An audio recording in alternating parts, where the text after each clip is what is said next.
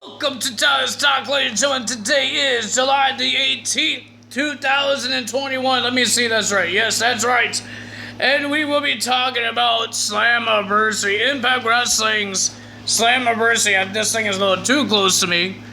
But ladies and gentlemen, we got Impact Wrestling Slammivesary. We had a great show. We had a great show, ladies and gentlemen, and I can't wait to tell you guys this because we got some former WWE superstars making their debut or their returns, and we got some New Japan Pro Wrestling guys show up as well. But now let's talk about, they talk about the two upcoming pay-per-views that's happening after Slammiversary. July 30th, I believe, will be Homecoming. I don't know anything that was going to happen. I just know that they're going to have a tournament to see who's going to be the king and the queen of Impact Wrestling. And then they have Bound for Glory. That will be happening in October. They showed the logo of New Japan Pro Wrestling, AAA, I believe NWA as well, and Impact Wrestling. All those companies will be at Bound for Glory this October, this year. But ladies and gentlemen, there's one guy that was not shown on TV, but they had a video package saying that he's coming to Impact Wrestling.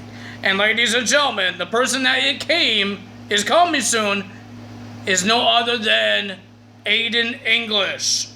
If you guys didn't know who he is a former NXT Tag Team Champions in the WWE. He was a commentary, and he was the music guy for Rusev Day. He's coming to Impact Wrestling as the Drama King Matt? Something like that? I don't know, but I forgot what his name is. But Aiden English is coming to Impact Wrestling. I'm happy for that. The guy is talented. Well, they had a pre-show match. I didn't watch this live. I am sorry, guys. I forgot all about it, that it's happening last night. So I watched it today. I watched almost 2 hours, almost 3 hours of this show. Not almost, I definitely did watch 3 hours of this show. So I didn't see the pre-show, but the pre-show match had Decay, Rosemary and Havoc versus Fire and Flavor for the Impact Knockouts Tag Team Championships. I didn't hear that anyone new came or somebody made the return. But we do have new champions. Havoc and Nevaeh. Havoc and Rosemary gets the win. And your new Knockouts Tag Team Champions. Well, to start off Impact Wrestling, they went all out. To start off Impact Wrestling with the Ultimate X match. Man, it was a great match. I enjoyed it. We had Josh Alexander defending his title against Ace Austin, Chris Bay, Billy Williams, Rohit Raju, and Trey Miguel.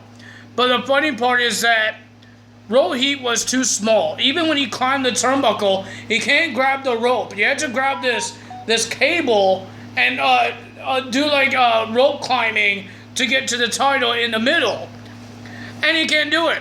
So he tried two different ways. One, he tried to use a rope, like gym class. Have you ever did rope climbing? That's what he did. I thought he was going to lasso it down, but I guess he didn't. And then he had this weird pole thing that has a hook and tried to take it down like that.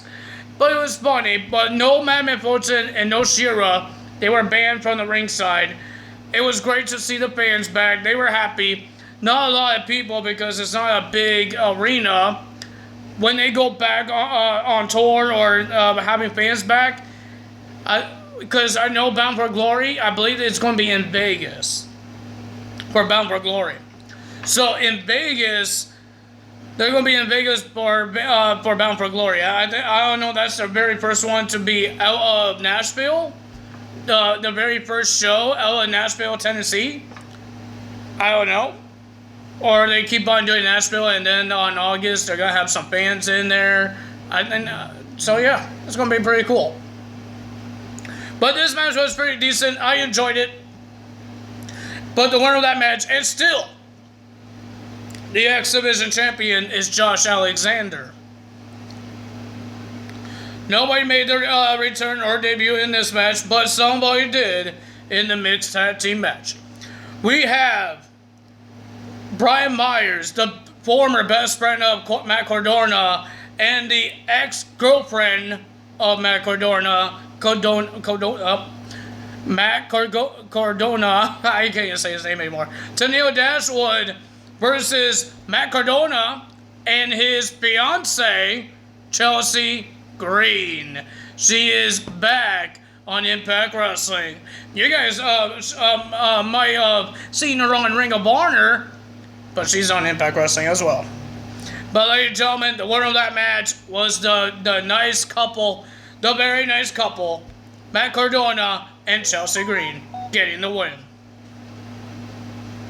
Then we have Slammivesary versus Eddie Edwards. I didn't really care for this match. I didn't care for the Moose and Chris Sabin match. There was nothing on the line. It was pretty decent matches, but the winner of that match was Missouri beating Eddie Edwards. Well, ladies and gentlemen, Madman Fulton and Ashira was mad because they weren't in that. They were banned from Ultimate X. So Scott D'Amore came out and says, "How about we have an exhibition match for you two in the tag team match with the returning of Finn Juice, David Finlay, and Juice Robinson," and they just squashed Madman Fulton and Shira because they couldn't work as a tag team. Then we had Chris Sabin versus Moose. Well, people thought Moose would win this because he's a big man and Chris Sabin is a small man. But ladies and gentlemen, the winner of that match was Chris Sabin with a surprising roll-up, getting the win. Well, ladies and gentlemen, we heard that TJP couldn't make it to Slammivesary, so the management office told Follow Ball, "You need a new tag team partner. Can you find a replacement? If you don't, you're not in the match." But he did find a new replacement. We had the Good Brothers, Doug Gallows and Cole Anderson versus Violent by Design, Joe Doring and Rhino this time, versus Rich Swann and Willie Mack, versus Follow Ball and No Way Jose. And he was doing the No Way Jose gimmick. He had the Kana line with him. All these people dancing. But now his name is not No Way Jose. His name is No Way. But ladies and gentlemen, Follow Ball and No Way Jose as a team. That was pretty cool. But the winner of that match and your new Impact World Tag Team Champions, the Good Brothers. Well, ladies and gentlemen, we had a debut. She was on AEW. She's on NWA. Deonna Purrazzo defends her title against the debut of Thunder Rosa on Impact Wrestling. I don't think she ever made any appearances on Impact Wrestling until now. Pretty decent match, not bad, but the winner of that match was Deonna Purrazzo retaining the title. And then, ladies and gentlemen, after that, before she was about to speak, the return of Mickie James, Hardcore Country, came back. But she doesn't want to wrestle. She's not really back on Impact Wrestling, but she just wants to invite the best knockouts, Deonna Purrazzo, to NWA Power, because they're going to have an all-women's pay-per-view, and Mickie James is one of the bosses of NWA. She wants to invite her, but Deonna Purrazzo says no, because you don't have any respect for her. That's what she says to Mickie. Mickie says she does have respect, but she says you don't because you wouldn't let me celebrate my moments. And then I believe she slaps her first. And then Mickie James, no. She talked trash. Mickie James slapped her in the face. And then they went to face. And then Mickie James did a chick kick onto Deonna Purrazzo to end the segment. Wow, that's a lot. And we still have the main event. Well, ladies and gentlemen, we got Kenny Omega defending his title against Sami Callihan. We thought it would be a normal match, but it turned into a no disqualification match. We saw everything. We saw trash cans. We saw whole bunch of trash, like trash lids, trash cans, chairs, barbed wire chairs. We saw a fork. We saw a pizza cutter. We saw everything that these guys could do. They destroy each other. Don Callis tried to help Kenny Omega, and he was going on commentary. He stole Matt Striker's chair. Matt, I have a question. Why are you giving this guy your chair? He doesn't work there. He's not your boss anymore. Scott D'Amore is. If Scott D'Amore asks for the chair, you give Scott D'Amore the chair. You don't give stupid Don Callis the chair. He's not your boss. Ember, Tommy Dreamer fired him. He's there because he's a manager to Kenny Omega. Don't give him your chair. He wants to make fun of you guys. He doesn't work there. He can't really say much. He doesn't really have a job. Because he doesn't really... If Kenny Omega fires Don Callis, he's not contracted to AEW, and he's not contracted to Impact Wrestling. So, you know what that means? If he gets fired from Kenny Omega, he's gone. We don't see Don Callis anymore. He'll be gone. But right now, we have to see him, and we have to hear his annoying voice. But ladies and gentlemen, it was an awesome match. I enjoyed it. There was blood everywhere. Kiko after Kiko. Even the Good Brothers try to help Kenny. But Eddie Edwards and Chris Sabin came out to save Sami Callihan to make sure those two guys, the new tag team champions, don't attack Sami. So it was a pretty decent match until Sami brought out thumbtacks. And then Don Callis distracted Sami Callihan. And then